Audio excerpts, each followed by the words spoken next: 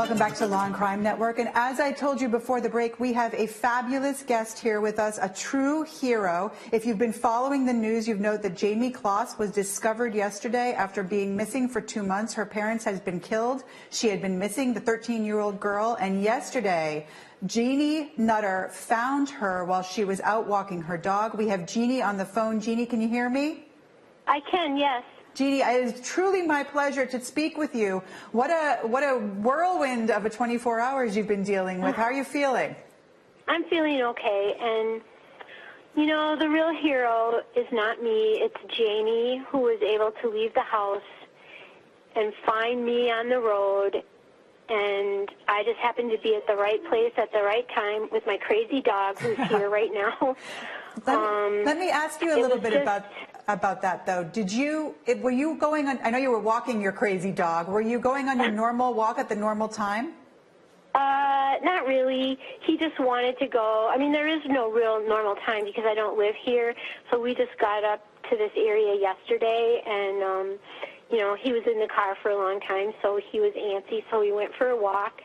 And, yeah, when I'm up here, we normally walk the loop of the area where all of the cabins are. It's about 1.6 miles. And we were just reaching my driveway when this young girl approached me, and she said she needed help. She was lost. She didn't know where she was. And in my previous life, I was a child protection social worker, so I kind of got into that mode automatically, like, here's a kid in need, let's figure out what's going on. So she, as she got close to me, she told me who she was, and I recognized her. So then I immediately thought, okay, I need to get her to a safe place. Did you? I needed to find a phone because I didn't have my phone with me. Right. And I didn't want to bring her to my cabin because I didn't feel like that was the best place for us at that time because it would have been just me or her. Mm-hmm. I wanted more people. So 2 doors down from me, there's a house in between Kristen and Peter's and ours. And I knew Kristen was a teacher. I knew she would be here for us. So I came to their house, knocked on the door, and said, please call 911. I believe I have Jayme Closs with me. You had some enormous peace of mind in to be able to do some of the things that you just described. So I want to break that down a little bit. So you don't live in the area. You just happen to be walking your dog because you're visiting. Is that the case? No, we have a cabin in the area, so that's why I was here. I live south of here, but we come up, you know, it's a year-round cabin, and I like to come up here in the winter for snowshoeing and just, you know, hanging out and watching the deer. And so I was here for a couple days. When Jayme approached you, did she look like someone who was she disheveled? What was she wearing? You know, did she look like someone who had been? When I saw her, I knew she was in trouble because I knew wherever she came from, she left in a hurry. I didn't know if somebody had just dropped her off, or because she just had on a sweatshirt and leggings and shoes that were too big for her. So all I knew is when she told me who she was, I obviously know the circumstances of her disappearance and what happened to her parents, and I knew the person who had her was not a good person, and I needed to have her in a safe place. And you said that you had well, first of all, were you afraid when she first approached you? You know, did you panic at all, or did you overcome that? No, because I've worked with kids my whole life, so. You know, what was going through my head is, okay, did her parents dump her? Did she run away from home? I didn't know, because I didn't know it was Jayme right. until I got close to her, and she told me who she was right away. And then you were smart enough to recognize that it might not be the best thing for you to go by yourselves to your cabin, but instead go to your friend's cabin, right? Yeah, I needed to get to a place. I went to the first house I thought of because I kind of know the guy there, but he wasn't home.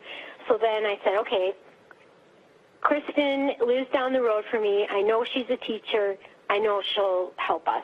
And then Peter, so, I want to bring Peter into the conversation. Peter Kasinkas was at that home. Is that right? Yeah, Peter is her husband. Okay, and is Peter there too? Yeah, you want to speak to him? That would be great. Thanks so much, Jeanne. You're welcome.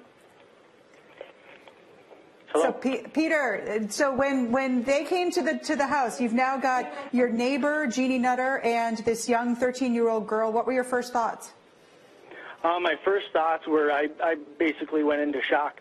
Yeah, I mean, it was like I was literally seeing a ghost. We've seen pictures and TV ads and all this stuff, and to have her come in the house and say, "This is Jayme Closs, call 911," was unreal. You know, yes. I didn't think she was alive, and then to see that in my kitchen was quite the shocker. Did you recognize her right away, or was it only because instantly?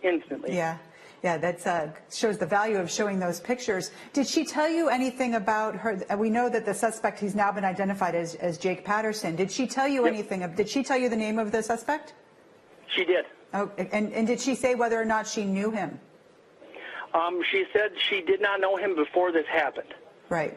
And did she tell you anything about the 2 months that she had spent with him? No, we didn't ask any questions other than who was it and what are they driving, because we were on the phone with 911 at the time, so we were able to give them the name and the color of the car that he was driving anyway. And did she have any complaints, Peter? Did she have any complaints? Did she say that she was in pain, that anything was bothering her? No. We asked her if she was okay, we asked her if she wanted like something to eat, something to drink, and she said, "No, I'm fine." And she looked really cold, so I just got a blanket off of the couch, and I said, "You look cold. If you're not, you can take it off, but put this blanket on because you look like you're freezing." And did she stay with the three of you? Your wife was there too. Kristen was there as well? Yes. And did she stay with the three of you until the police came? What was that? Did she stay with the three of you until the police came? Yes. She was here for approximately a half an hour altogether. When the police, it was probably about 15 to 20 minutes before the police arrived at the house, and then they were here for maybe 5 minutes or so. Once they identified her, they had another car come in and get her out of here and get her to safety quickly. And Peter, I know that you and your wife and Jeanne, you have been through it for the past 24 hours. Are you feeling like a certain sense of relief that all of this is over with and that you did such a great job with it? I was just, in this whole thing, like I told Jayme when she was sitting on my couch yesterday, I just said, "I am so glad to see you." Yeah, we are all so glad to see her, and we're so glad that you all had the peace of mind, as Jeanne as well, to be able to put these things into action and into motion so that she was able to get to safety. So thank you so much for coming on with us and sharing your story, and thank you for everything you've done. Thank you. All right, ladies and gentlemen, we are going to take a quick break, and when we come back, we're going to have the verdict in that case that we've been following, so stay tuned.